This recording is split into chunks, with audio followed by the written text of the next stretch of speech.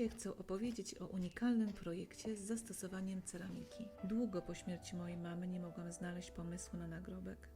Nie podobają mi się standardowe nagrobki.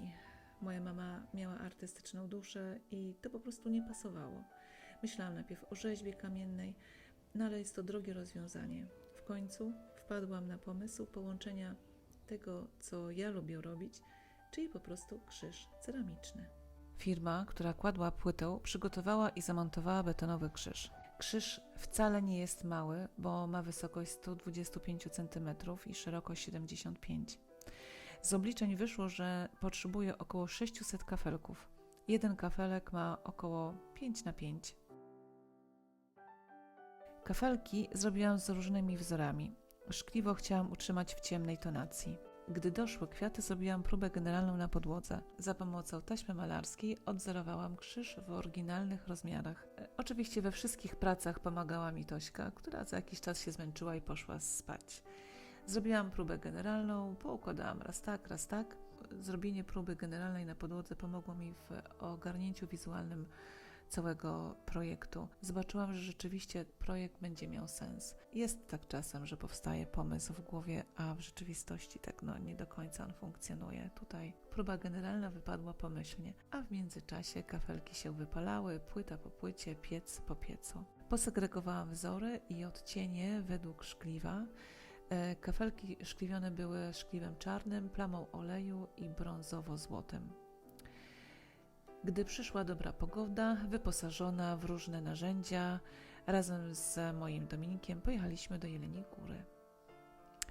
Najbardziej obawiałam się, że wcześniejsze pomiary kafelków i dopasowania krzyża, rozmiaru krzyża, coś nie będzie funkcjonowało i że trzeba będzie sporo docinać.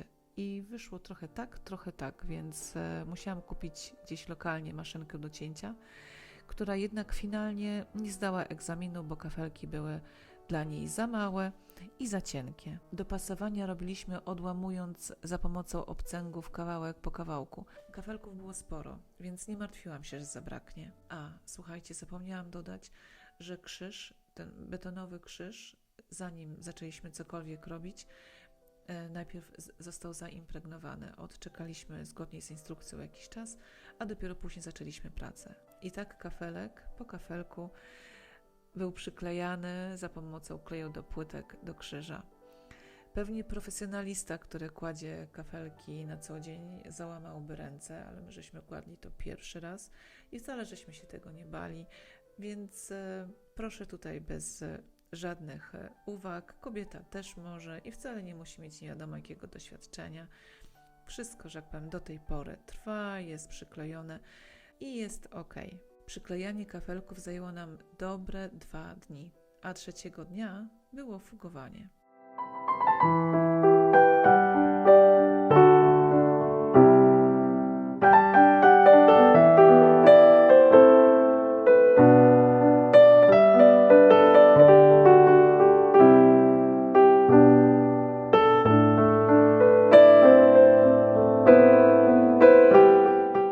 Dominik przeczytał dokładnie instrukcję, bo tutaj to już zielonego pojęcia żeśmy nie mieli. Było parę telefonów do przyjaciela. Wykorzystaliśmy wszystkie szanse, nie to, że tylko jeden. No i do dzieła. Teraz wiem, że tej fugi żeśmy nakładli tam nie wiadomo ile.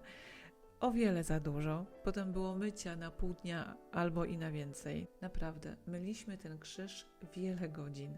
Umyć wszystkie zakamarki, tak żeby wydobyć wzór, to naprawdę było kupę roboty.